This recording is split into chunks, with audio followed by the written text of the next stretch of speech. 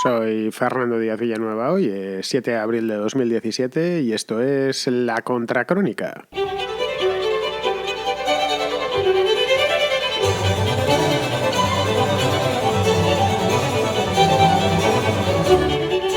En Siria el horror continúa, no hay día que no tengamos una nueva noticia, especialmente esta última semana, sobre los horrores y los terrores de la guerra en Siria.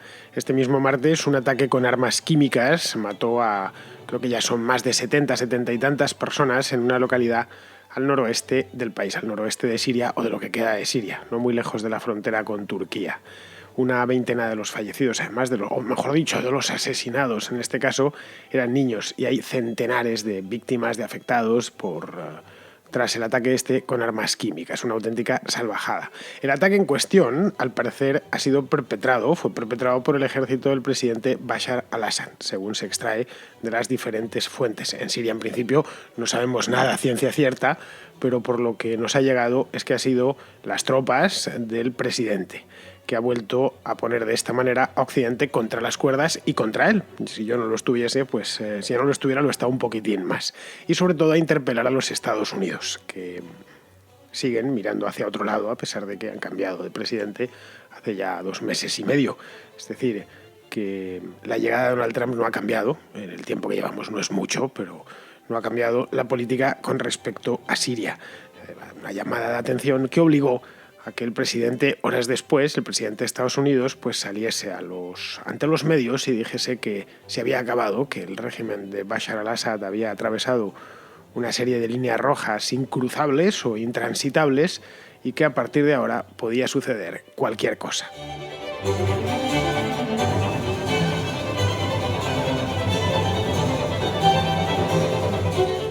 El ataque con armas químicas, el más grave en muchísimo tiempo. Las armas químicas, como bien sabéis, están prohibidísimas, no se pueden utilizar en ningún tipo de conflicto. Es de este tipo de herencias que traemos del siglo XX y que, por suerte, están prácticamente eliminadas de los arsenales, por lo menos para atacar. Algunos las siguen manteniendo, pero nadie tiene ya lo que hay que tener para emplearlas. Hay pocas maneras más crueles y más que van contra todos los principios, incluidos los principios de hacer la guerra, que atacar con armas químicas a la población civil. También al enemigo militar, pero vamos, ahí tendría cierta justificación, porque en la guerra en principio todo vale, pero lo que no vale bajo ningún concepto es atacar con armas químicas a población civil. Hemos podido ver imágenes de niños, los entierros han sido ya estos últimos días, las agencias internacionales se han trabajado mucho las imágenes y es curioso porque otras veces no sacan tantos cadáveres de niños como cuando suceden estas cosas en Siria. Esa es la realidad. Curiosamente, además, este ataque ha ido a coincidir con el inicio en Bruselas de la conferencia de donantes, una cosa montada por la Unión Europea para conseguir donantes, es decir, donaciones de un consorcio de países capitaneado y organizado todo por la Unión Europea, para que se vaya reconstruyendo Siria. Ahí se ve que la Unión Europea está literalmente a lo suyo, porque, en fin, a estas alturas y después de 7 años de guerra, que la guerra en Siria parece que está ahí desde siempre, y es que claro, está ahí desde siempre. Para los que seáis más jóvenes, que tengáis ahora, y sé que hay unos cuantos oyentes de la Contracrónica que estáis entre los 18 y los 19, pues la guerra en Siria empezó cuando erais críos de 10 años. Está ahí desde que empezasteis, desde mucho antes de que empezaseis a leer las noticias en el periódico. Pues en Siria, después de 7 años, está todo por reconstruir. Pero claro, no se puede empezar a reconstruir hasta que la guerra no se termine. Nadie va a meter un solo euro en Siria, ni un solo céntimo, a reconstruir nada si están todavía tirándose bombazos y matando gente y destruyendo ciudades y haciendo bombardeos, etc. Pero bueno, tiene cierta... Es un capricho, ¿no? Es paradójico que justo ese mismo día que se reunía esta conferencia en Bruselas, pues las tropas de Bashar al-Assad pues atacasen esta ciudad del norte de Siria y lo hiciesen de esta manera tan repugnante. Además, el fin de la guerra no parece especialmente cercano. A la vista está de los hechos, esta conferencia de donantes me parece que va a tenerse que reunir no una sino unas cuantas veces más hasta que al final pueda decirse que la guerra ha terminado y que se pueden poner a reconstruir. El problema de la guerra en Siria, y lo he tratado aquí en varias ocasiones porque es una guerra que estoy siguiendo desde hace años, escribo sobre ella, podéis mirar en mi página web o en Voz Populi, los sitios donde habitualmente escribo, como la he tratado en varios sitios, me llamó la atención desde el principio y conforme se iba complicando, especialmente a partir del año 2013-2014, empecé a prestarle más atención. Es decir, bueno, esta guerra realmente es, desde el punto de vista humano, una auténtica tragedia, pero desde el punto de vista histórico es interesante. Está librándose en la guerra civil siria, se podría condensa todo lo de la guerra civil dentro del propio Islam, que se desarrolla desde hace por lo menos 30 o 40 años. Bien, uno de los problemas, el principal, yo creo, para acabar con esta guerra es que la comunidad internacional, no solo el país está dividido, sino que toda la comunidad internacional está dividida y carece de interés real, quiero decir. Buenas palabras tiene todo el mundo, ¿no? A ver si esto se acaba, a ver si hay un alto el fuego, a ver si conseguimos que se pongan de acuerdo las partes beligerantes, pero realmente no hay un interés real. Diría que incluso hasta de la capacidad. Es decir, ninguna de las partes puede acabar la guerra, ni los que están fuera, ni los que están dentro. Si alguna de las partes pudiese acabar esta guerra, ya la habría acabado, arrasando como fuese, pero ya la habría acabado. El propio presidente al-Assad, si hubiera podido terminarla, ya la habría terminado. De hecho, necesita la ayuda de Irán por un lado y de Rusia por el otro para mantenerse activo. No ya para ganarla, sino simplemente para resistir. Lo mismo podemos decir de la oposición siria, apoyada por Turquía, lo mismo podemos decir del Estado Islámico o incluso de los de Rojava que están al norte. Es decir, todos están. Es una situación de equilibrio precario en el que ninguno de los actores de la guerra puede terminar imponiéndose. Y los que están fuera tampoco, ya sea porque carecen del interés, caso por ejemplo de Estados Unidos, o porque carecen del interés y además de la capacidad militar para hacer algo al respecto. Es decir, que nos encantaría, pero no podemos, no carecemos de la fuerza suficiente. Claro, aquí nos plantearíamos en el acto una pregunta bastante interesante y que creo que vendría a respondernos muchas de las preguntas que tenemos sobre esta guerra en Siria. Y es, ¿quién puede hacer algo para poner fin a toda esta matanza? Porque hoy tenemos lo del bombardeo químico, pero es continuo, es un suma y sigue. Pues la Unión Europea, que es lo que más cerca está, la potencia más cercana al teatro de operaciones, evidentemente no. Se carece de la voluntad política, eso yo creo que está claro, de meterse en una guerra, y tampoco de la capacidad bélica o de la capacidad militar. En el caso de que existiese esa voluntad política y estuviesen decididos los líderes europeos a meterse allí hasta la cocina, hasta el final, pues no disponen de esas capacidades para enfrentar un conflicto tan complicado, un conflicto semejante. Con esto no estoy diciendo que las naciones europeas no tengan buenos ejércitos, y los tienen. En algunos casos, ejércitos respetables, como puede ser el francés o el británico. No, simplemente que no están dispuestos a sacrificar más allá de 2 o 3 soldados, y eso ya sería pedir mucho. Es decir, una cosa es tener armas, armamento sofisticado, buenos portaaviones, buenos cazas, buenos soldados muy bien pertrechados y muy bien entrenados, y otra cosa distinta es estar dispuesto a contar bajas y a repatriar ataúdes. No sé si me entendéis. Es decir, al final no basta con estar bien armado. Tienes que tener la voluntad de usar esas armas y de estar dispuesto a que te maten a tus soldados. Los países europeos no están dispuestos a eso, lo cual me parece bastante lógico. No sé yo, en el caso de que pongamos por caso el gobierno español enviase allí soldados, ¿cuánto tiempo o cuántos muertos aguantaríamos aquí? Por muy noble que nos parezca la causa. No es para frenar matanzas como la del otro día en el norte del país, para que no mueran más niños. Ya, pero es que ahora lo que están muriendo son soldados españoles que los están recibiendo en la base de San Javier cada semana un avión lleno de ataúdes con la bandera de España. Bien, pongo el caso de España, pero sería lo mismo en Francia o en el Reino Unido o en cualquier país, en la propia Alemania. A Estados Unidos le sucede algo similar, por lo menos desde la guerra de Vietnam. Se piensa muy mucho cada vez que interviene fuera. La guerra de Vietnam le supuso un coste de opinión pública dentro del país. Fue la primera guerra abiertamente impopular. La guerra de Corea no lo fue en absoluto y la Segunda Guerra Mundial tampoco. Y claro, cada vez que tiene que salir, y ha salido unas cuantas veces desde Vietnam, o intervenir en un sitio, se lo piensa. Necesita un gran apoyo por parte de la sociedad norteamericana. Es algo similar a lo de Europa, pero no tan acusado. A la América de Trump, además, le sucede otra cosa. Le sucede que el propio presidente, el propio Trump, dedicó mucho tiempo y muchísimos tweets a criticar las intervenciones de su antecesor, de Barack Obama, por ahí por el mundo. No solo en Siria, sino allá donde se metía Obama, y hay tweets al respecto, a diferencia de de Pablo Iglesias o de Rejón, Donald Trump no borra los tweets, no, por ahora no los ha borrado, es decir, podemos ir a buscarlos en tiempo real y están allí. Borrar tweets no sirve de nada, sobre todo si eres un líder mundial, porque hay gente que ya habrá más de uno, más de dos y más de 100 que han guardado el timeline completo de Donald Trump, lo tienen guardado en un disco duro, así que no serviría de nada borrarlos. Pero bueno, todos esos tweets, todas esas declaraciones suyas sobre las guerras también juegan en contra.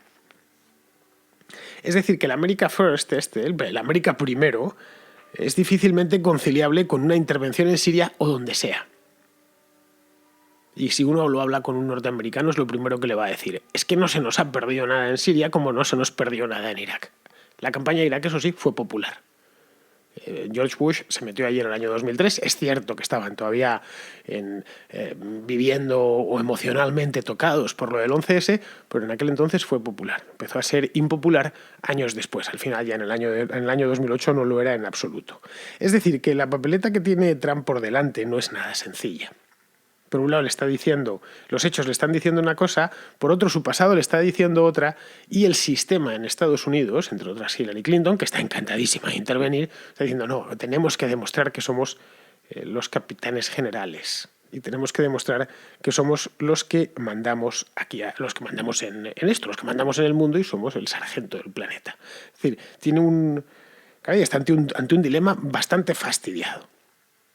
Sí, por un lado, no puede desenfundar rápidamente y meterse en líos, y por otro, tampoco puede callar y no decir nada ante masacres como la del martes pasado.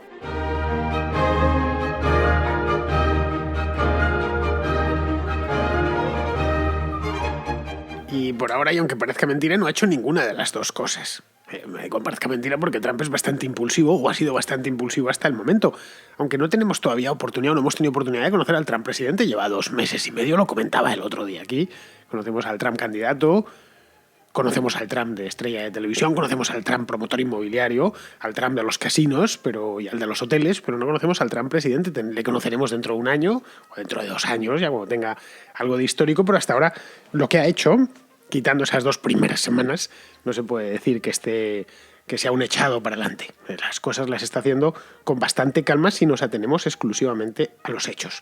Por ahora lo que ha hecho es, por un lado, condenar el ataque, nada más, que lo cual era obvio, después de ver pues las fotos que se veían. No sé si habéis echado un vistazo a la prensa, pero algunas deberían poner antes un aviso, ¿no? Cuidado que las fotos pueden herir la sensibilidad, porque a mí realmente me la han herido. En algunos lugares se han cebado y han metido incluso no una, sino una galería. Eso por un lado. Y por el otro, dejó en el aire una hipotética represalia. De cuidado que podemos intervenir en cualquier momento y además tenemos la fuerza para hacerlo. Yo no sé si es que, y esto es pura especulación, no sé si estaba enviando un mensaje a Vladimir Putin, así como diciéndole, oye, por favor, cuida de tu protegido, cerciórate de que se contenga y que no vuelva a hacer ninguna de estas cosas. Y vamos a ver si, de una manera u otra, llegamos cuanto antes a un alto el fuego. Esta podría ser perfectamente una posibilidad. La otra es que simplemente se le haya calentado la boca, lo cual entroncaría muy bien con lo que es el Trump que conocemos todos. Bueno, veo esto, me indigna, me llevan los demonios y automáticamente agarro el teléfono, que leí el otro día que se lo ha cambiado. Iba Donald Trump con un teléfono muy antiguo. No sé si sabéis de móviles, pero iba con un Samsung Galaxy S3, que es de ahora como 4 o 5 años. Ese que se le veía siempre, lo leí en el periódico, creo que fue en El País, que venía, por fin se cambia el teléfono móvil. Y se lo ha cambiado porque era bastante inseguro. Bueno, pues se agarra al nuevo que le hayan puesto, creo que es un iPhone, por cierto, y se pone a escribir lo primero que le viene a la cabeza. Claro, el problema es que, aunque quiere intervenir, pongamos por caso que iba en serio, que no es una mensaje a Putin ni un calentón, que directamente lo dice de verdad.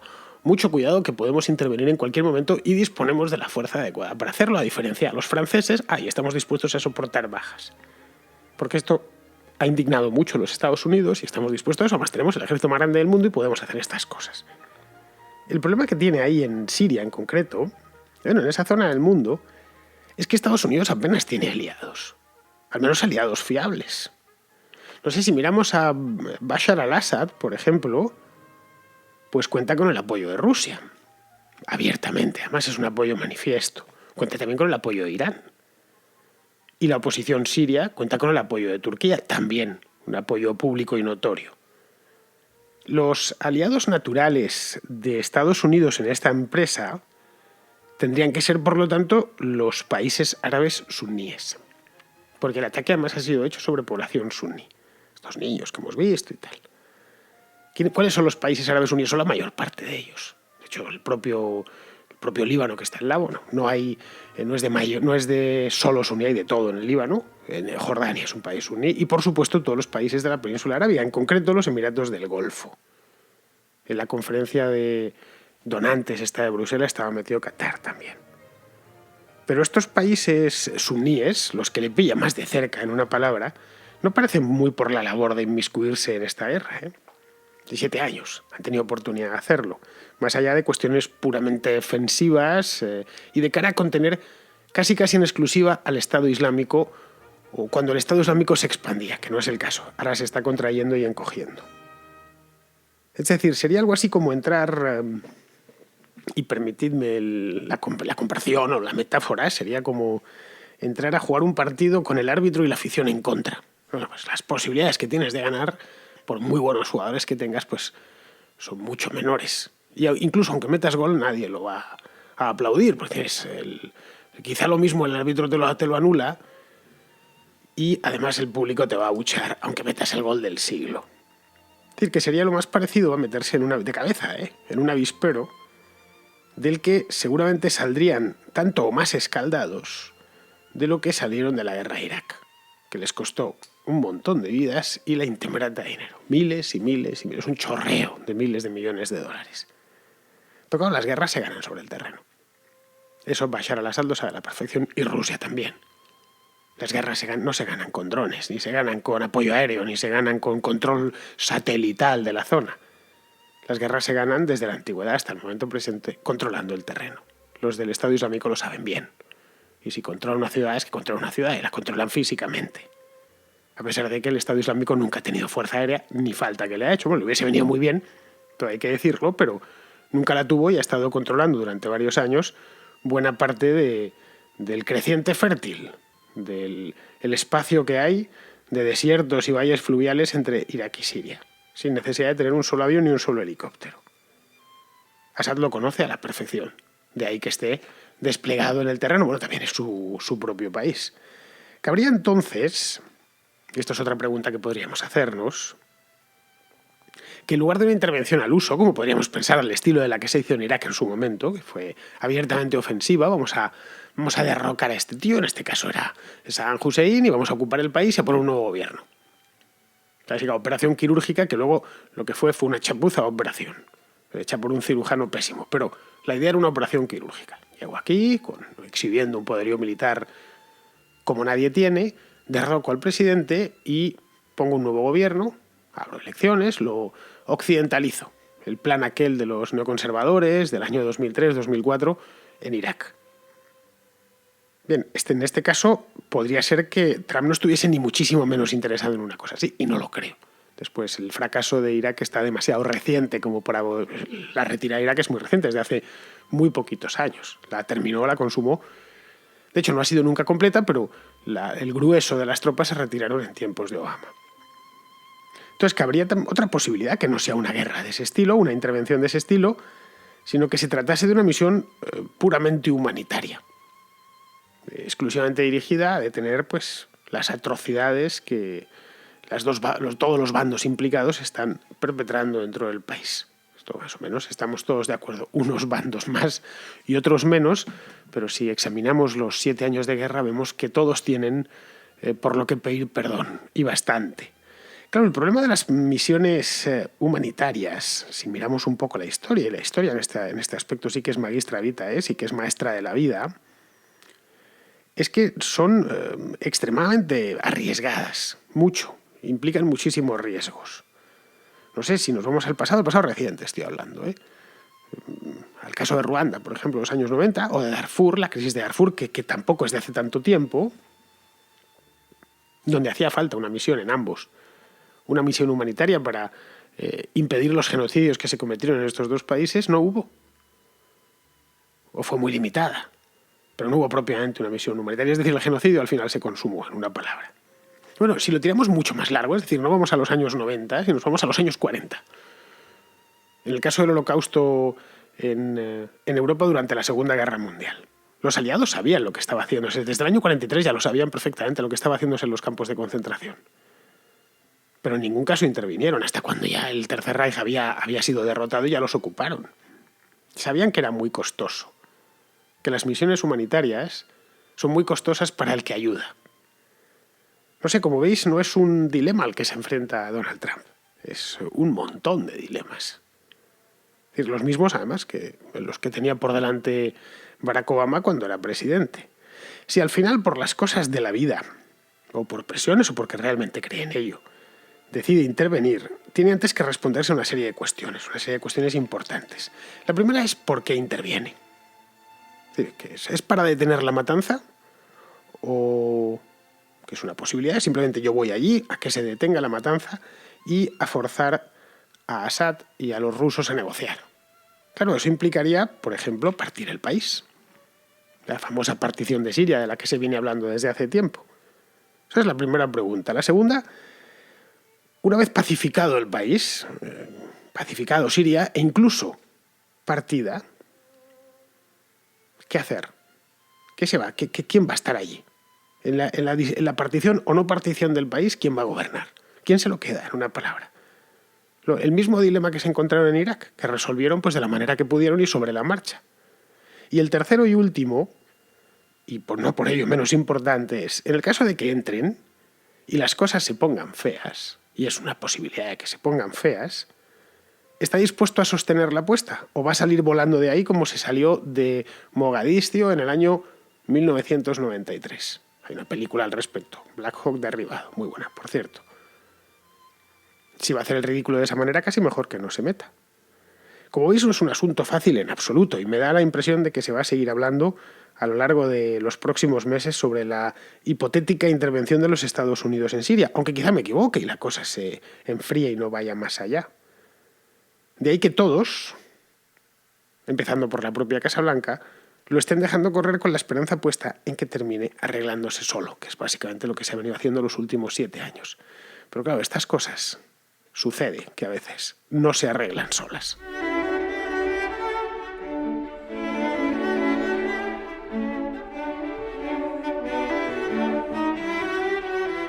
Amílcar, que está en Ciudad de México, me larga una pregunta que en principio parecería complicada de responder, pero por lo menos en lo que a mí respecta es bastante sencilla.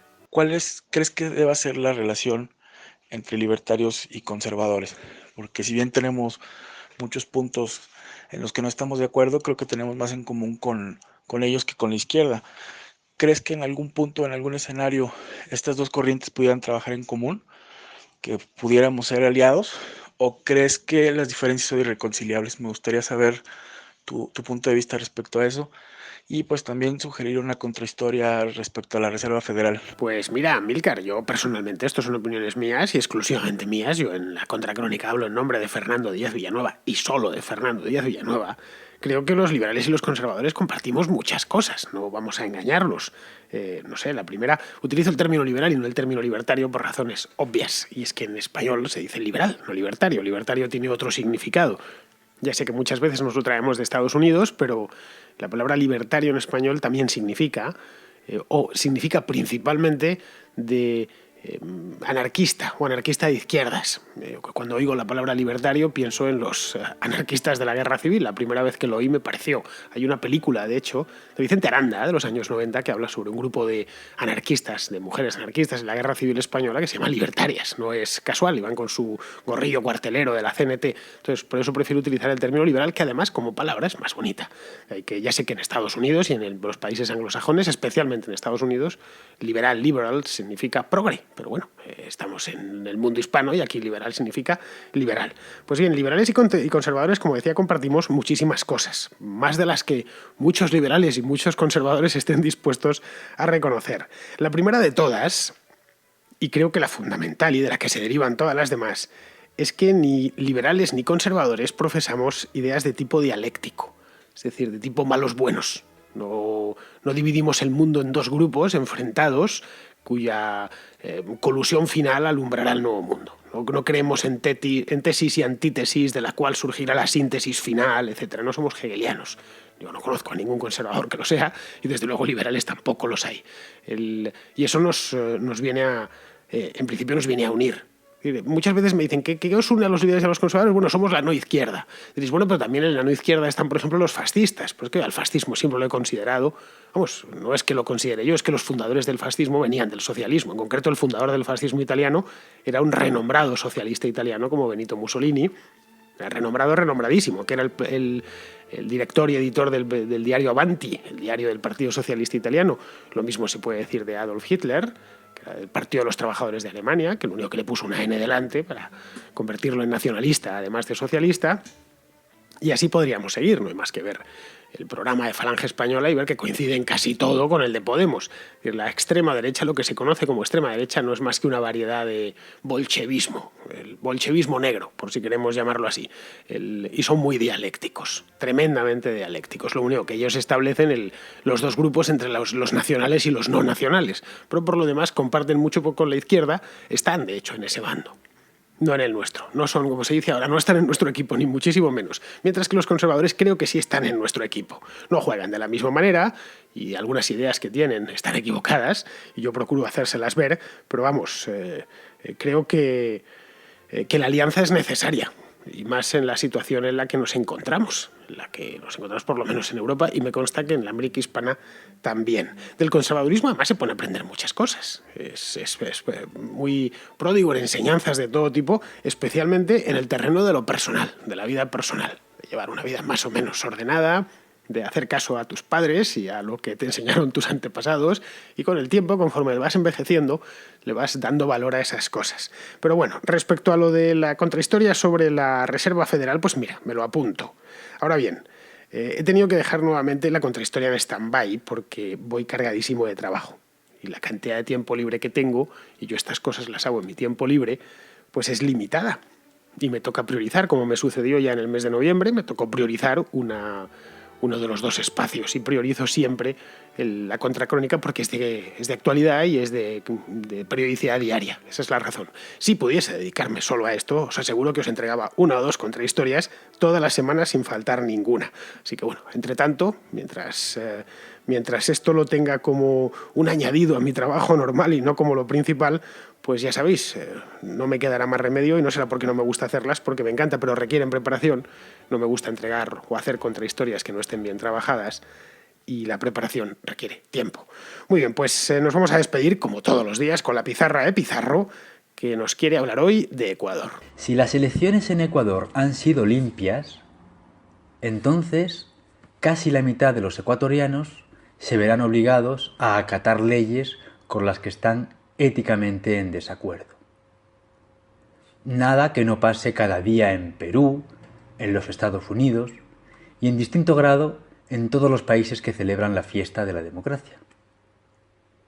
Si resulta que no han sido limpias, quizás sea la otra mitad de los ecuatorianos quienes tengan que acatar leyes que odian. Como el argumento de legitimidad para someter a los contrarios no es la lógica, o la ética, o la emoción, sino la cifra, es decir, somos más, para evitar que sea la violencia, pues conviene que realmente sean más, porque si además de un argumento legitimador injusto y absurdo, aunque funcional, resulta un argumento irreal, la estafa es humillante. Como decía ayer un oyente de YouTube que se llama The Roldán, qué grande es el señor Pizarro. Bueno, Roldán, es doctor Pizarro. Qué grande es el doctor Pizarro. ¿Es grande? No, es grandísimo. Bueno, pues queridos amigos, con Pizarro, me despido de vosotros también en su nombre. Pizarro y yo nos despedimos de ustedes, querida audiencia. Hasta mañana.